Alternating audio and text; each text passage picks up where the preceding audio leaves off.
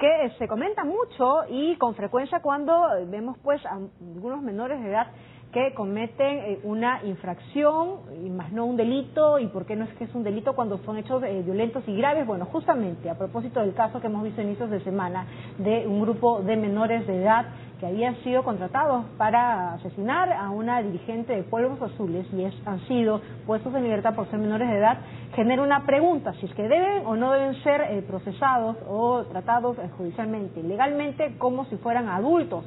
Para ello tenemos ya en estudios al doctor Mario Amoretti, él es decano del Colegio de Abogados de Lima, y también estamos con el licenciado Gabriel Calderón, él es psicólogo social y también docente de la Pontificia Universidad Católica del Perú. Muy buenos días con ambos. Buenos días. Gracias por acompañarnos y en principio, doctor Amoretti, esto genera una situación bastante preocupante porque vemos a muchos adolescentes, ¿no?, ranqueados ellos incluso en el tema controlario delincuencial, que pese a que delinquen varias veces, no cometen delitos. Esas son infracciones, ¿verdad? Eso sí. Exactamente. Le explico lo siguiente. Tenemos en el Código de los Niños y Adolescentes que se considera niños a los que tienen menos de 12 años, adolescentes de 12 a 18 años. Y los niños gozan de una protección de medidas, y en tanto que a los adolescentes se le aplica medidas socioeducativas. ¿Cuál es la diferencia entre uno y otro? En la primera, son puestos a disposición de los padres. En el caso de los adolescentes, se pueden ser internados en un albergue y se le aplica hasta un máximo de 6 años de internamiento en un centro de educación de menores. Ahora, hay una incongruencia y es la siguiente. Aplicando el Código Civil, se permite que un menor de 16 años pueda contraer un matrimonio. El juez lo autoriza para que contraiga matrimonio. Y al contraer matrimonio puede ejercitar sus derechos civiles, además de casarse, lógicamente. Y la pregunta es, si civilmente está en capacidad de ejercitar sus derechos civiles, ¿por qué desde el punto de vista penal no lo está?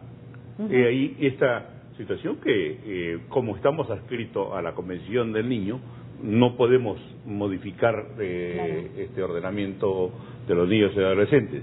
En el año 92, el gobierno de Fujimori redujo la edad, es decir, penalmente podían ser procesados por delitos de terrorismo los mayores de 15 años. Esto generó una controversia y a las finales tuvo que derogarse este decreto ley en razón de que atentaba contra la Convención de los Niños. Ahora, justamente en relación a este tema de la distinción de la edad, señor Calderón, podemos decir de que los adolescentes, ¿no?, en el margen de en este rango de edad de 12 hasta los 16 años, no son conscientes de que en definitiva están pues actuando en contra de la ley, de la norma, de los principios, de los valores, o de lo que se puede aprender desde temprana edad. Podríamos decir que hay una cuestión, digamos, muy especial en lo que significa la edad o la etapa de la adolescencia. Y es que de una u otra manera, pues, si bien hay conciencia para valorar o tener, digamos, una idea clara de qué es bueno y qué es malo, digamos, hay una serie de elementos que los hacen vulnerables a hacer una evaluación un poco más sesuda, un poco más, digamos, madura sobre lo que esto significa. Y un aspecto, por ejemplo, a tener en cuenta es su gran influenciabilidad, ¿no? O en todo caso, la posibilidad de no discernir adecuadamente, como toda persona adulta puede hacer, entre lo que significan medios fines. Sobre todo, por ejemplo, evaluar qué medios son lícitos y qué medios son ilícitos para lo que significa la satisfacción inmediata de lo que yo quiero. Pero eso depende mucho del delito, del acto, Me refiero precisamente en este sentido a lo que significa, digamos, estos menores que están incursos en sicariato, en donde evidentemente, digamos, gran parte de lo que ello significa apunta a el ejercicio de la violencia homicida con una finalidad de obtener, digamos, un rédito económico que me permita satisfacer mi notoriedad, mi necesidad de poder, incluso, por ejemplo, esta especie de consumismo que se esconde ya como motivante para estos chicos, ¿no? Y que, bueno, pues revela esta especie de limitación para poder, muy bien, este medio es ilícito, pero sin embargo lo que quiero prima lo que quiero. Entonces, esas falencias, incongruencias propias del crecer y del adolescente, y peor aún, si es que no tiene un referente moral o un, digamos, un referente socioafectivo que le dé respaldo y fortaleza para guiar un entorno digamos, mucho más constructivo, pues evidentemente lo deja en vulnerabilidad y como protagonista de todo esto que nos llama la atención, ¿no? Claro, lo deja en vulnerabilidad, pero sin embargo no lo convierte en una víctima. Para nada estamos hablando de que sea víctima. Como dice el doctor Amoretti, aquí hay una situación bien paradójica, ¿no? Sí. O sea, para cuestiones en donde significa, digamos, el derecho a, automáticamente se le dan todos los beneficios que de una u otra forma contemplan favorecer su condición de menor o de niño o de adolescente. Pero para lo que significa la parte de los deberes, simplemente, o las obligaciones o las responsabilidades, la figura cambia. Y eso es algo que de una u otra forma también revela una cuestión muy interesante entre nosotros. Mucho, digamos, se pone énfasis en nuestra sociedad sobre lo que significa el derecho a, pero muy poco, por ejemplo, se nos forma, se nos socializa, se nos refiere sobre lo que ello implica en términos de los deberes que tenemos con respecto a la sociedad y vivir en armonía con los semejantes. Exacto. ¿No? Y ahora, justamente en relación a ese tema, muchas de las personas que cuestionan justamente nuestro actual Código Penal y cómo se procesa la justicia en nuestro país, señalan que estos menores de edad que han cometido pues un delito para ojo de buen cubero, lo digo yo, ¿no? Deberían de estar pues siendo procesados por la justicia porque representan, es un peligro latente en definitiva, es un peligro para la sociedad. Indudablemente que tuvimos un caso, mucho recuerdo el caso de Canevo. Canevo, claro que sí. Él es un tipo que ya estaba para cumplir los 18 años, le faltaba un día nomás y se fuga. Y al fugarse, en ese momento amenaza a un chofer de un microbús. Cuando ya había, una hora antes había cumplido los 18 años. Y eso permitió que él no salga de su centro de reclusión y ya sea juzgado como adulto. ¿Qué hubiese pasado si no lo hubiese cometido 2 horas antes de haber cumplido los 18 años? Indudablemente que no podían ser juzgados como adultos. Y el problema, yo leí el peritaje psiquiátrico porque me lo mostró el juez que ventilaba este asunto, preocupado qué hacer, es respecto a que decía un tipo socialmente peligroso, era inadaptable para vivir en sociedad, en fin, le ponían todas las características en contra de este sujeto que, como concluía, un peligro social.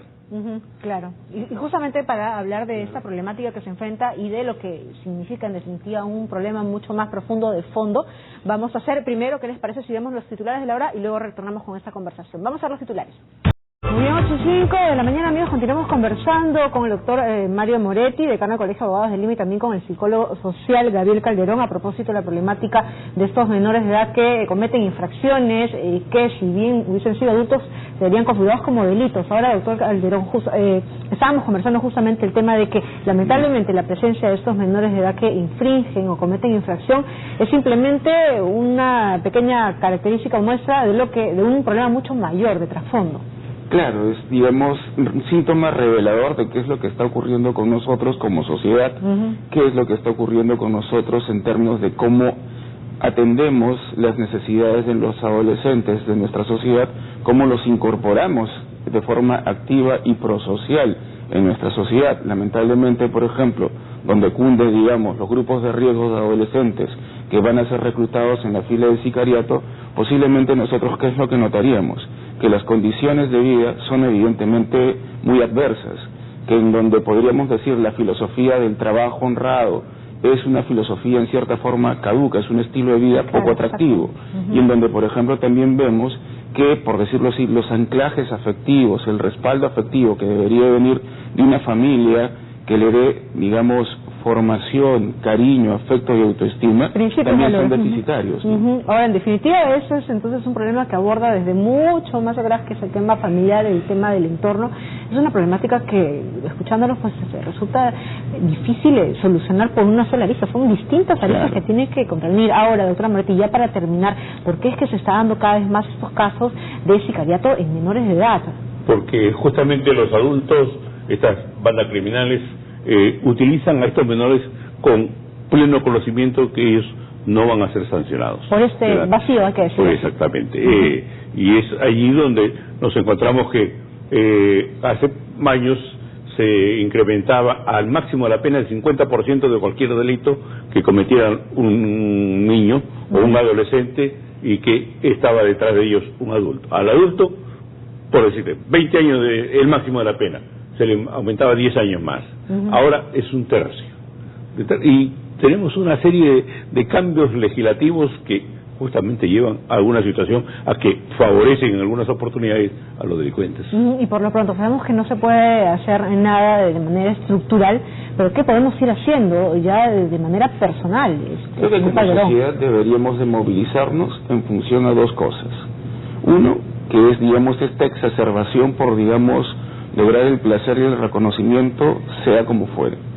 Y segundo, esta especie de banalización de la vida y esta especie de, digamos, bajar los umbrales de tolerancia por lo que significa la muerte, porque de una u otra forma nosotros ya no tenemos ningún tipo de consideración y hemos desacralizado lo que significa la vida del semejante, de tal forma que estos adolescentes que incurren en sicariato simplemente no piensan que esa persona tiene familia, tiene la vida hijos. No vale nada. Claro, la vida no vale nada. Poco. Simplemente es un medio para conseguir su objetivo, que es tener la zapatilla del momento, ser el batán del barrio del momento y otras cosas más que están dentro de su realidad. Y que eso pues implica, como usted también muy bien lo dijo hace un momento, esta crisis de valores que necesita un abordaje de todas partes, ¿no? La educación, el sistema judicial, político, policial, el aspecto, por ejemplo, de la salud mental, que es, digamos, tan descuidado en términos de que solamente pensamos de que salud mental es las personas que padecen de un trastorno, pero hay que hacer un trabajo preventivo para evitar precisamente este elemento de coqueteo con comportamiento antisocial que ahora pues nos genera este tipo de problemas. Y en definitiva ese trabajo preventivo empieza en casa, en familia, impartiendo valores, amor, mucha comunicación, para que no vengan pues aspectos externos para que de alguna manera puedan contaminar a estos jóvenes. Y sabemos que los medios de comunicación tenemos mucha responsabilidad de ello. Muchas gracias ambos. Seguramente no es la primera vez que conversamos, ni bueno, va a ser la última, porque este tema todavía es de largo abordaje. Muchas gracias. Muy bien, 8:30 de la mañana.